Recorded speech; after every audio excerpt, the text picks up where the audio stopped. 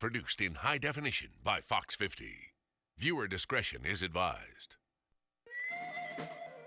Tonight, the murder of Michelle Young. Then an exclusive interview with Jason Young's angry mother. NC Wanted in high definition starts now.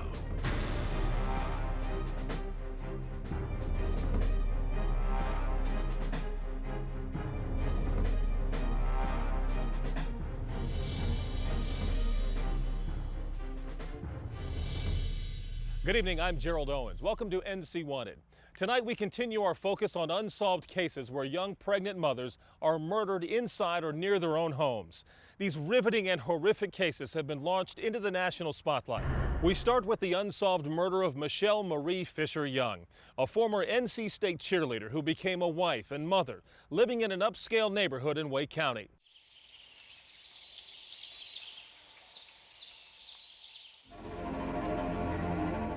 I think my sister's dead. Oh my God. What's your name? Meredith Fisher. Meredith. And this is a Young address. Are you with the patient now? Yes, and her daughter. Is she breathing? I don't think so. Michelle? She's cold. I can't believe that somebody would ever do something like that to her or any pregnant woman with a child in the house.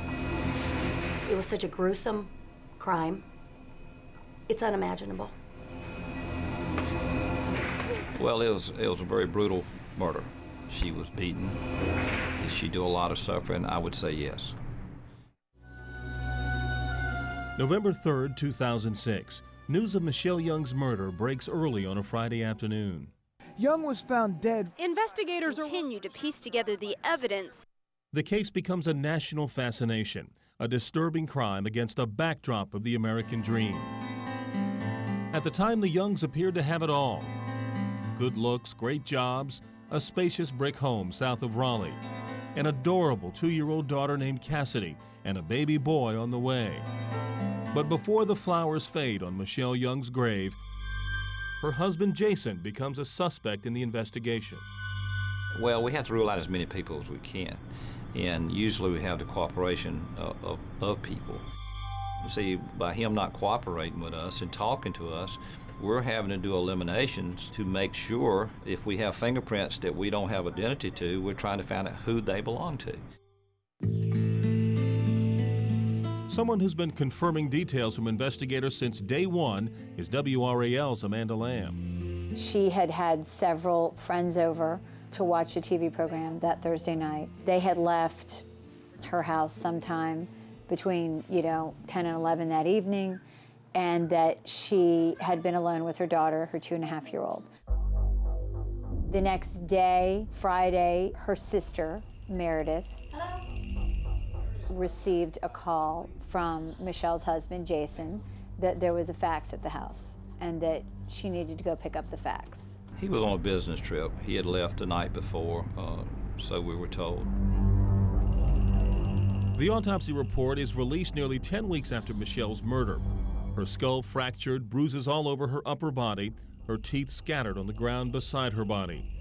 The brutality of the crime is difficult to imagine and even more difficult to accept, given that Michelle's 2.5-year-old daughter Cassidy was inside the home and likely unable to sleep through such a violent attack. Yes, sweetie. Sweetie, do you know what happened to Mommy?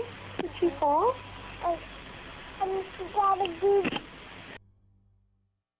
The 911 tape has been disseminated widely. It's been played over and over. But I think the thing that most people get from that is hearing the little girl in the background.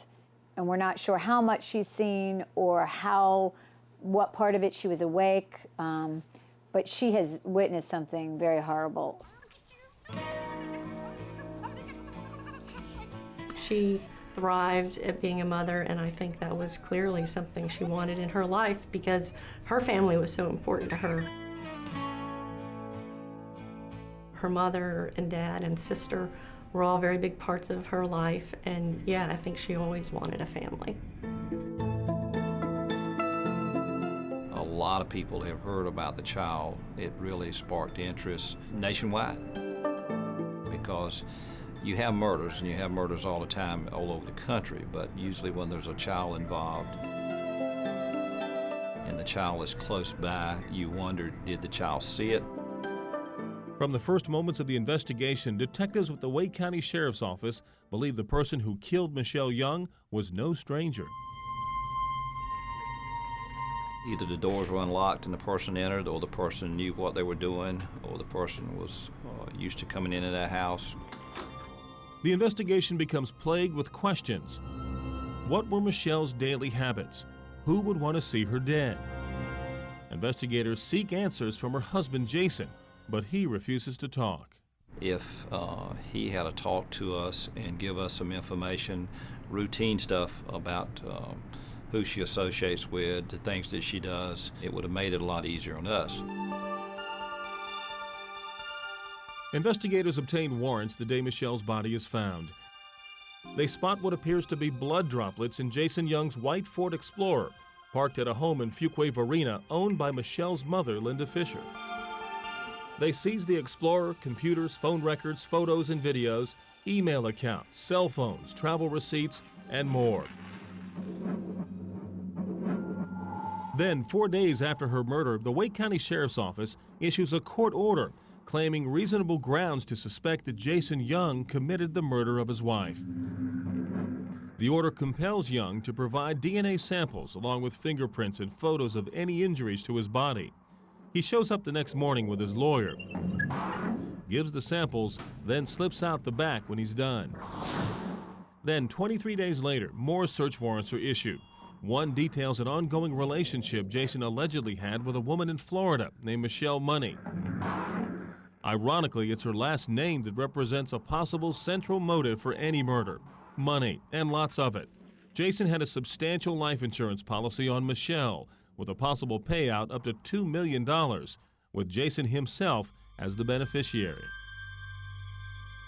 But despite the evidence, the leads, and the near round-the-clock work by investigators, to this day no arrest has been made. Did someone commit the perfect crime? Can Jason Young account for his whereabouts the night of Michelle's murder? In a moment, we'll bring you new details about his timeline, his whereabouts, and we'll drive 300 miles to the North Carolina mountains where he's been living. Stay with us.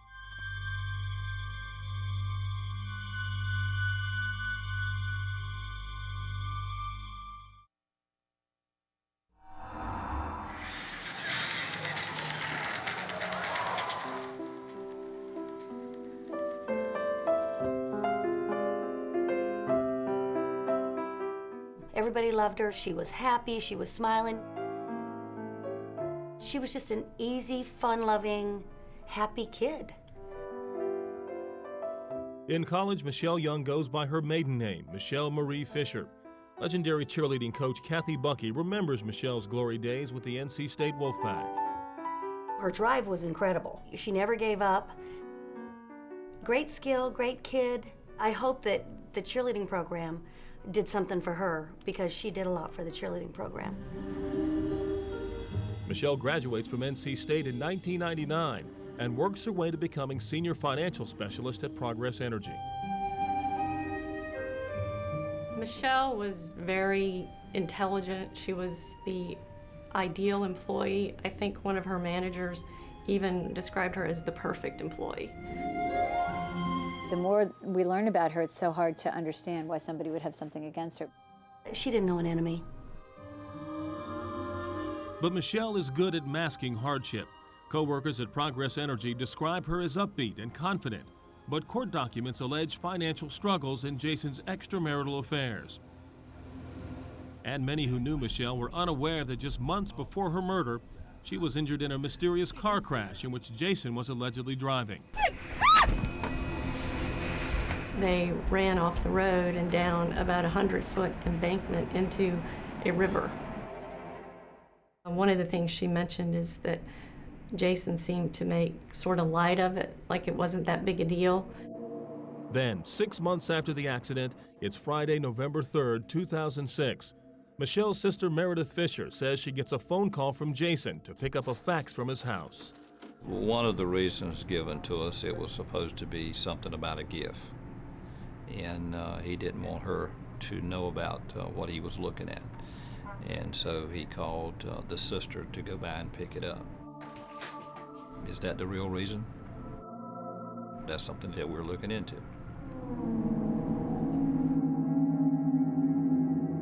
Meredith arrives at the house and finds her sister's body. She dials 911. 2.5-year-old Cassidy is there and unharmed. Cassidy, come here, sweetie. There's like blood footprints all over the house. Hey, Like listen my to daughter, me. like her daughter's little footprints. Do you think she's beyond any help? I don't know, honestly. You don't know? All right. I'm normally very good under pressure.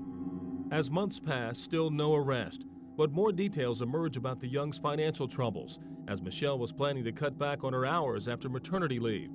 Other documents point to Jason's activities. In one warrant, a witness A describes Michelle's anger about a recent trip Jason made to California. Then a witness B describes stress over money and things that Jason would go out and do. Other warrants refer to Jason Young's ongoing relationship with one of Michelle's sorority sisters in Florida. I mean, we try to look for motives, and we look at everything. It could be money. It could be another woman. It could be we're not getting along, period, and we don't need another child. All those, you got to look at each case. They have a room at the Wake County Sheriff's Office, which they joke about as the war room. And it has all of the evidence from this case, you know, spread out on tables and all over the walls, and they have regular meetings. And I think they believe that they're making a lot of progress. So the anniversary of Michelle Young's murder comes and goes. A family mourns, and a young girl lives with memories locked in her mind. The support from friends is evident, but the husband and widower, Jason Young, stays far away. If my wife was murdered, I would want to do everything in the world to help. If you're not guilty, you help in every single way. You're there, you're, pounding the pavement, you're calling all the time, you are there. And it's sort of surprising that people don't talk about it more. But people don't want to offend if they have a different view. Nobody's willing to, stand up and say, well, I know that this is what happened, because we just don't. There's just not enough information. But there is some information. The Wake County Sheriff's Office states it's conducting a full investigation, looking at all possibilities and suspects. We wanted to know, is it even possible that Jason had time to kill Michelle? Could he have a perfect alibi? His story is he was away on an overnight business trip in Virginia, then drove to his mother's house in Brevard. But we wanted specifics, so to verify Jason's timeline, the NC Wanted staff examined dates and locations marked on gas receipts taken from the white Ford Explorer parked at Linda Fisher's house in Fuquay Varina. The exact times on the receipts were not available, but we did confirm general time frames. In the late afternoon or early evening of Thursday, November 2nd, Jason Young leaves his house in the Enchanted Oaks subdivision and gets gas for his SUV at the Handy Hugo on South Saunders Street.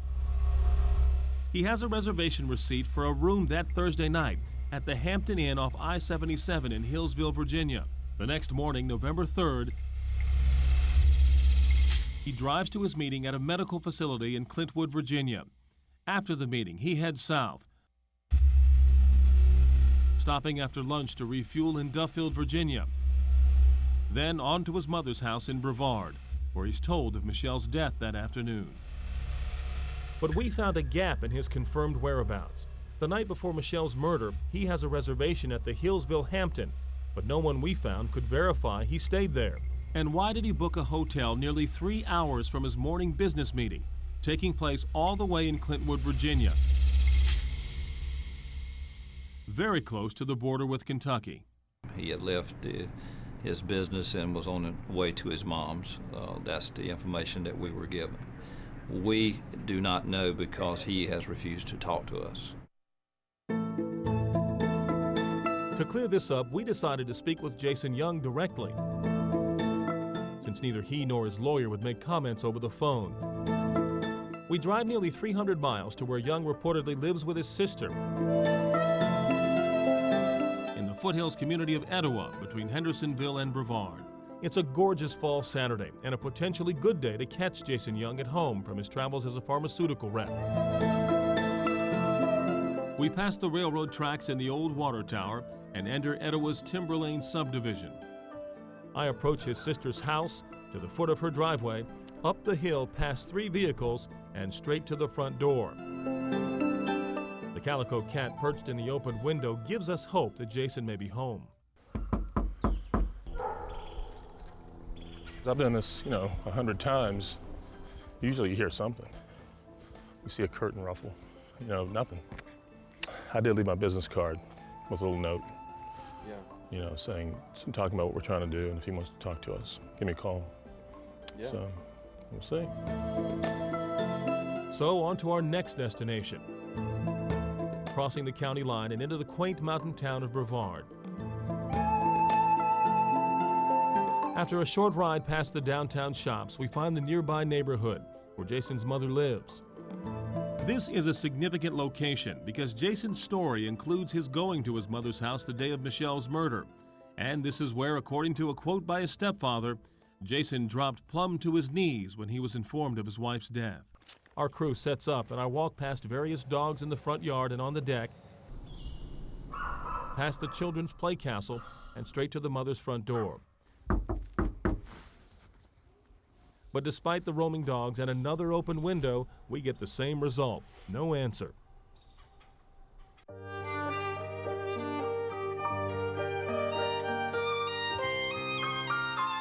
So Jason Young remains silent, not uncommon for a suspect who is shielding himself behind the wishes of his attorney. But what adds to the mystery of this case is the degree to which the victim's family isn't talking. Each family copes with grief in its own way. Distress appears especially intense on the Fisher family. Public statements have been few and far between. Michelle's mother, Linda Fisher, has made it clear she will not discuss Jason Young or details of the investigation. I would like the case to be solved. I would like the case to be solved. Of note is that Jason Young and the Fisher family remain connected by little Cassidy, but custody is Jason's alone. This is understandably upsetting for grandmother Linda Fisher. And I really hope that someday, soon, we can become an active part in Cassidy's life.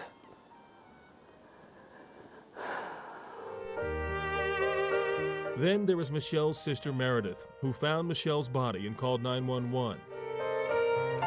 That's her on the right, standing next to big sister Michelle. Here's a more recent photo of her and Michelle at Christmas. Shortly after her sister's murder, Meredith disconnected her phone and has declined requests for an interview. We hope to make contact with Meredith after her sister's recent memorial, but she left quickly and was again unavailable. For investigators, a shroud of secrets is thwarting this case, but there is still time for someone with information to come forward. I know a lot of people would look at it and say, oh, it's a year anniversary, so it's never going to be solved. I really don't believe that. I believe that it will be solved.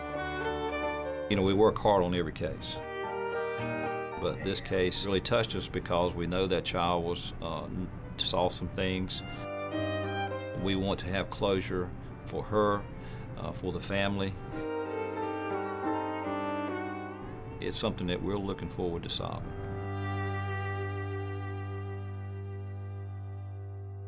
And we'll be happy today we can put somebody behind bars for it.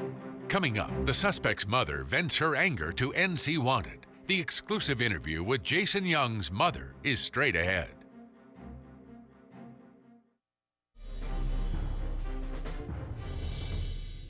You're looking at the Young family attending Michelle's funeral in November of 2006. Of course, that's Jason with the red tie and sunglasses. Holding his arm is his mother, Pat. She recently called NC Wanted to complain about a reference to Jason as a suspect. Here are excerpts of our exclusive phone interview with Pat Young as she spoke with one of our producers from her home in Brevard. Oh, I'm very, very angry. I'm very angry over this.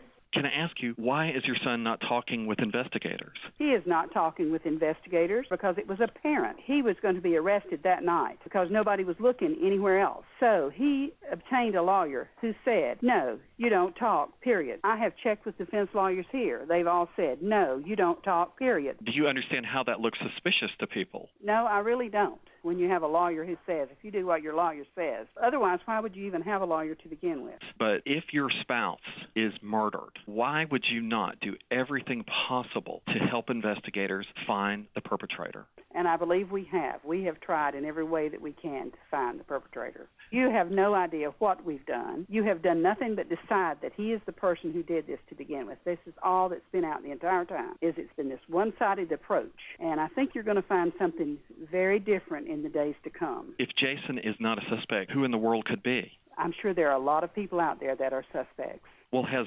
Jason discussed this murder with you? He has not. How is he doing? As well as you would expect when your wife was murdered. What would you like people to know about this situation? Well, in the first place, I want his name removed as being a suspect. Why doesn't he cooperate with the investigation? He is doing what he has been told to do, and that is all you need to know. Have you considered asking your lawyer to come out and present Jason's side of things? No, because he is not a lawyer who wants to make a show of himself, and he doesn't have to get up and make statements and do all of this. Let me get back to this. If Jason is not the one who did it, do you have any idea who could have done this?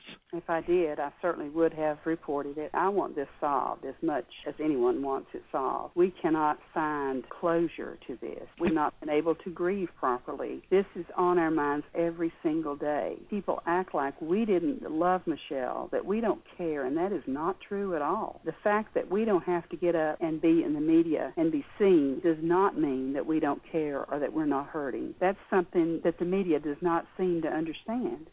They seem to take enjoyment from seeing others hurt, and that hurts me very much. That really hurts me. On behalf of Jason, what would you like people to know? It will all come out in the end, and you will see that he is not guilty. Welcome back to NC Wanted. She was the young pregnant mother murdered in her home in the Enchanted Oaks subdivision in Wake County. Michelle Young worked for Progress Energy before she was murdered. The company is offering a $10,000 reward for information leading to an arrest and conviction. Anyone with information should call us right now toll-free at 1-866-43-WANTED. That's 1-866-439-2683. Or go to ncwanted.com and click Report a Tip. As always, you don't have to reveal your identity. Join us next week as we bring you more unsolved cases in our area and across the state. Remember, together we can fight to protect the quality of life we hold dear in North Carolina. I'm Gerald Owens. Good night.